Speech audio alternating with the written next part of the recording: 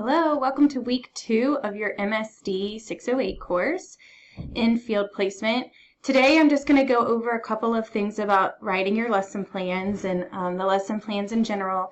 I know that you guys have done some in the past, so you might be experts, but I will give you some of the things that I personally look for when I'm grading these lesson plans and some things to consider just to help you be as successful as you can.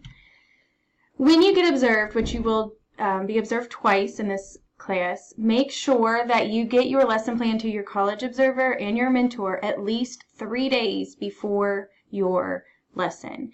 This is important because your observer should get a chance to look over it, and if they have any suggestions or things like that, you'll have an opportunity to work together to make improvements before you actually do your lesson. Make sure during the lesson that you're following the lesson plan as closely as possible, and your lesson should be a minimum of 20 minutes. Also make sure that you have at least 3 students with MSD in the classroom at the time that you're teaching. So I don't want you to be observed when you're doing any one-on-one tasks. I want you to be observed doing a small group of at least 3 or a whole class, which as we know in MSD could be 3. A lot of times it's more than that, but you never know. So it has to be at least a minimum of 20 minutes, and you need to be the lead teacher. So if you have a speech in your room, or if you have paras or whatever that is, make sure that you are acting as the lead teacher in the classroom during that lesson. After the lesson, you'll do a quick post-conference with the observer. If for some reason your schedule does not allow for you to have that immediate post-conference, no big deal. You and the observer can find time that afternoon to maybe just chat over the phone and have a conversation about your observation. I know I've been in the schools and I've been observed. I took this course many moons ago, and sometimes immediately after the lesson is just not the right opportunity because you have to take the kids to lunch and your pair is absent, and so you have to do lunch duty and whatever happens. So if you can't do the post observation immediately after, or let's say your mentor or your college observer can't do it immediately after, you guys can always chat about it over the phone later that day. And then you will complete the lesson analysis. It's just another little page that you attach to the end of your lesson, and you'll send that back to your person that observed you, and then you'll submit all of that to me as well on Canvas. When you're doing your planning, you want to think about, the overall context. So what do you know about the students? What do they need to learn? What does their data tell you? So what have you done up to now that shows that they need more information on something, or that you can move a little bit quicker on something? So you need to be able to support why you're doing what you're doing. What kind of activities are you wanting them to do? What standards are addressed? That's an important one. And then how are you going to assess the student? Every time that you teach, you should have some sort of formal or informal assessment, and every lesson plan should have a rubric. So you should think about how you will grade or assess them. Kentucky Academic Standards is what we use while we're lesson planning. So make sure that you look online and align your lesson with some of the Kentucky Academic Standards. I know that sometimes it's hard, especially with our MSD students, because the standards are not always a good match for what our students are doing academically. So we just need to be thoughtful on how closely we are aligning with those standards and pick some that are as close as possible to what you'll be teaching. Okay, throughout your lesson plan, I'm just going to show a couple of samples. So you need to describe the students that you are working with. So as you see, you can either write it as like student 1 and give examples, student 2, give examples, student 3, give examples, or you can do it as a whole. So, a summary of the whole class. So it's up to you, but it should guide your lesson, and it should be specific enough so that if I'm coming in to teach your class and I read this 3 days ahead of time, I could sort of visually picture each student and know that their strengths and weaknesses and what their needs are and things like that. This is also going to help you complete the differentiation section later on in the lesson plan, and this is what I'll use to make sure they match. So if you have some differentiation techniques below that you didn't mention up at the top, or if you have things at the top that you didn't support below, then that'll be something that will take you off on your grade. So make sure if you state some strengths or some weaknesses, then down below in the differentiation you need to show how you're addressing those as well.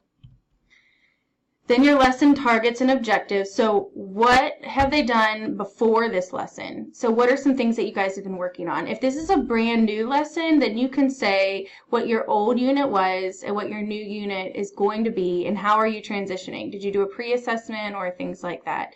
Make sure you're connecting it to the appropriate Kentucky standards or learning goals and academic expectations. And then next, so after this lesson, how are you going to continue to reinforce this information? Is this lesson 1 in a unit? Is this a review? You know, what does the future look like after this lesson? So make sure that it's sort of all connected to one another. This PowerPoint will be available, so you can go through it and click on these PDFs. Those will take you to the 2 different standards to be able to use in your lesson planning. Okay, then you want to describe their baseline knowledge. This is important. So some of the pre-assessment that's going to help you build your lesson could be their IEP goal data. It could be data from a previous lesson. Maybe you did small groups and tried to find data that way. Maybe it was just an informal observation and you wrote down things. Maybe your para took notes when the students were working and you were teaching to let you know if they were sort of understanding it or not understanding it. But make sure you describe how did you collect that data and what was the data. So include both of those things in here, okay? A big thing too is the pre-assessment data should not be what's taken the day of the lesson. It should be something before the lesson that helped you form this particular lesson. If you take the pre-assessment data right before you teach it, then you didn't really use that data to help formulate the lesson plan. So just something to keep in mind. And then your formative assessment. So be sure that the activities or things that you're using to assess the students, that you're talking about the lesson objectives. So how are you going to assess the objectives that you wrote down? Give a brief description of the assessment. So don't just say informal assessment, but give a description of informal assessment. I will circulate the room and keep tallies on the correct answers or something like that. Or student answers will be logged in as they do the work, things like that. And then what are some instructional activities that you are going to use to reach each target? So just things to think about there. What kind of resources are you using? Listen, if you have paras in your classroom, that's a resource. You're going to use support through paraeducators. If you use anything, if there's any online things that you use to help create this lesson, you want to give it credit here. If you collaborated with your speech and language teacher to get activities for this lesson, include that here and say that that was one of your resources.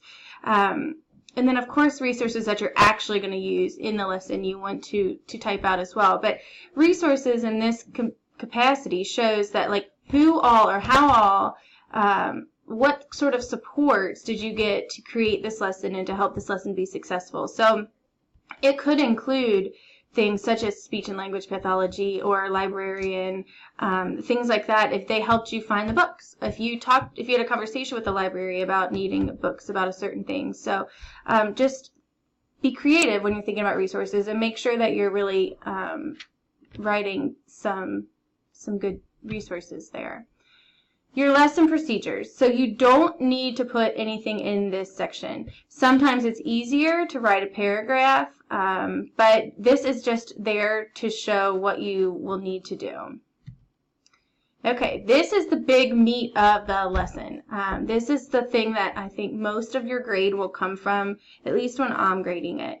So the 2 columns are very important, and they both need to have things typed in them. So in this general steps, there's prompts here. You can either delete those prompts and type things in, or you can just hit enter and type things underneath of it. But this needs to be your basic steps. What's happening in each of these things? What is the teacher doing? What are you doing? And things like that. How are you demonstrating it? How are you practicing it together? How are you doing it all as one? And so these steps might list all the way through, and then your I do just gives an example from the steps. This is the I do, and then so it can be a repeat if that makes sense, or a copy and paste if you want. Self-assessment. So how are the students? Do the students assess themselves or see if they met the objective? Or how are you going to assess to make sure that the objectives were met? And are there any additional steps? And then what are you doing to close the lesson? And I'll always refer on the lesson closure to, the next lesson, whatever you talked about up above. Okay, this, in my opinion, in my class, when I grade, this column is the most important column of all of them. This shows your strength as a special education teacher. So you should put something in each and every single box. And you can either use like student 1 or student A, B, and C, things like that. But what are you doing to help the different students meet these lesson planning procedures? Because we know, especially in an MSD room, every single student needs different supports. And sometimes like 2 of the students can need the same support, but there's always another one that needs a different support. And so what are you doing? And if you can't think of anything, then what are you doing as a teacher to help guide that lesson? And that's something you could put in there. So if you're just introducing the lesson and you think like, I don't really know how to support that, then you could put visual schedule to support lesson steps. Or you could put behavior management in the in physical proximity, or behavior management in a first then chart. There's all sorts of things that you guys know and you do every single day, and I think sometimes we just forget about them because they're just part of what we consider good teaching. But when you get a chance to write it down on a lesson, take advantage of that, because if you have an administrator that looks at this, or for me, a college observer, and I see somebody that is really creative in all of the different ways that they are differentiating, I know that they are a strong special education teacher because they are able to think about all of the different ways to support some simple steps in their lesson. And do you have to do every single one of those? Absolutely not. A lot of times differentiation strategies are for when you need them. So sometimes you can put if needed, do. This is also where you'll put paras. So if you have paras they're supporting or working with students, then you can list that here as well. If there's something that you want somebody to watch for, so the observer is there to give you feedback. So are you wanting to have some feedback on the way that you are reinforcing?